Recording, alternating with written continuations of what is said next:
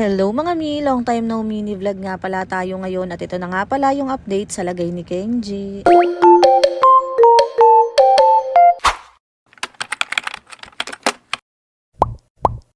Ang second day nga pala ng lagnat ni Kenji ng araw na to. At nung madaling araw nga nung magising siya, napansin namin na nagdugo yung kanyang gum. Nung una, akala namin nakagat niya lang yung labi or yung dila niya kasi bigla din siyang umiyak noon. Kaya naman, nung time na yon hindi pa namin yun masyadong pinansin. Tapos nung hapon, natulog siya nang kaming dalawa lang ni Kenji doon sa kwarto. Nagulat nga ako nung bigla siyang umiyak at nagising siya dahil meron na namang dugo yung gums niya. Nung makita ko yun, bigla ko nang tinawagan si Papa na umuwi na siya dahil nga natatakot ako dahil nga baka na-dengue na si Kenji. Nung dati kasi na na-dengue si Ate Ayesha, yung ilong naman yung dumugo kay ate. Gabi na nga din pala nakarating si Papa kaya naman nag-decide kami na dalhin na nga si Kenji sa ER. Mas maganda na rin kasi yung sigurado para nga hindi ako nanghuhula sa kalagayan ni Kenji. Masigla naman si Kenji at naglalaro-laro naman siya kaya lang mas minabuti na nga namin na ipacheck siya. Pagdating nga pala dito sa ospital, ayan at kinuha na agad yung kanyang vital signs. Mabuti na nga lang talaga mga mi at napakatapang at napaka-behave nga ng batang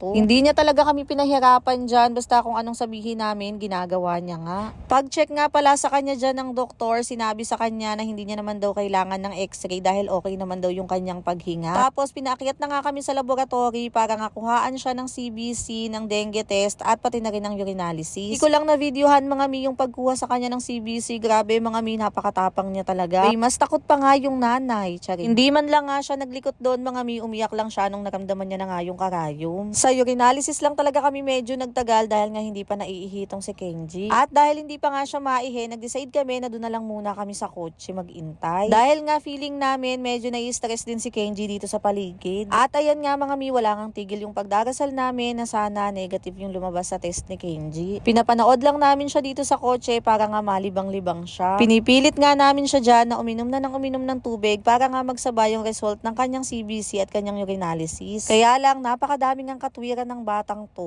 Kaya naman kapag ayaw niya ng tubig, ayan, dede na lang yung pinapainom namin sa kanya para nga matuloy na yung kanyang pag-ihi. At nung maihi na nga siya nito mga mi, dumiretso na muna kami sa bahay dahil 1 hour pa naman yung result ng kanyang test. Meron din kasi siyang mga toys na gustong kunin dito at doon na muna nga kami mag-stay kala tatay. At nung lumabas nga yung result ng kanyang test, ay nag-negative siya doon sa may mismong dengue test. Pero merong test doon na blood kineme na may positive nga. Kaya ang advice sana talaga sa amin i-consider yon as dengue positive, kaya lang hindi na nga namin siya pina-admit. Nasa normal at mataas naman kasi yung platelets count niya at masigla naman si Kenji. Tapos pinapaulit na lang sa amin kinabukasan yung CBC niya para nga makasiguro na hindi nga bumaba yung kanyang platelet counts. Naresetahan na lang kami ng powder na pwedeng ihalo doon sa kanyang tubig para nga daw pang-hydrate niya. So mga mi, grabe rin yung pag-observe na ginawa namin dito kay Kenji. Kasi ang usapan namin ni Papa kapag nga nagdugo pa yung gums niya ay papa-admit na talaga namin siya. Mabuti na nga lang eto at hindi na nga nagdugo yung kanyang gums, kaya naman talaga namang salamat kay Lord. Tapos kinabukasan mga mi, eto nga at magpapakuha na nga ulit ng CBC ito si Kenji. Hindi pa namin sinasabi sa kanya nung mga time na yan na magpapakuha ulit siya ng dugo kasi nga baka umiyak siya. Doon na lang namin sasabihin sa kanya mismo kapag kakukuhaan na siya. At ito na nga kukuhaan na siya mga mi, grabe, ako pa talaga yung mismong takot na takot. Hindi kasi nakakuha dyan sa may braso niya, kaya naman doon na lang sa kanyang finger. Alam niyo yung ganong feeling mga mi, yung parang ikaw talaga yung nasasaktan. Kaya nga nagagalit yan sa akin si Papa at pinapalayo niya na lang ako kasi ako talaga yung unang umiiyak. Pagkatapos niya makuhaan ng dugo mga mi, 1 oras pa yung resulta no. At dumaan na rin nga kami dito sa may simbahan para magdasal at magpasalamat. At pagkatapos nga namin dyan ay nagpalista na kami doon sa clinic na pagpapacheck upan namin kay Kenji. At habang naghihintay nga ng resulta ng kanyang labs ay umuwi na muna kami para makapagpahinga si Kenji. After 1 hour na makuha na namin yung resulta, bumalik na kami dito sa clinic at tignan nyo naman yung batang to, napakadami niyang ang baong laruan. Alam nyo ba mga mi, tuwang-tuwa nga sa kanya dyan yung mga kasabay namin. Paano kasi mga mi, sa dami ng tao, sinasabi ko kay Kenji nakakalungin ko siya. Dahil nga baka mapagod siya tapos ang bigat pa ng bag niya. Pero ang sagot niya lang talaga sa akin mga mi ay makaya ko na, malaki na ako diba? Pag talaga ako yung kasama niya mga mi, hindi siya masyadong nagpapakalong sa akin. Pero pag nandyan yung papa niya ay nako, palagi ngang nakakalong.